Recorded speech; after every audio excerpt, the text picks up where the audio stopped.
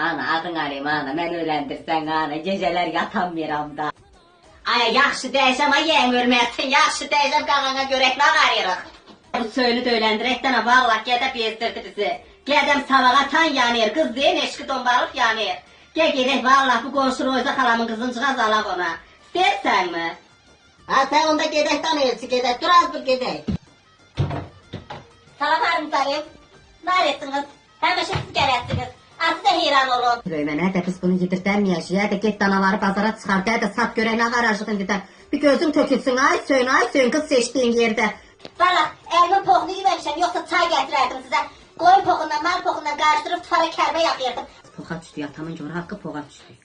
Bıyıqvalın qarayasın, qız yiyəsi, qız döl, cöngədir, cöngə. Atamla anamın görə haqqı biz bunun qabağında duramayacaq. Sizsiniz mi? Hoş gəlmişsiniz. Yağlı. Yay qaqa, sana dedim ki burayı qayırdana, burayı qayır. Qayırdana de burayı.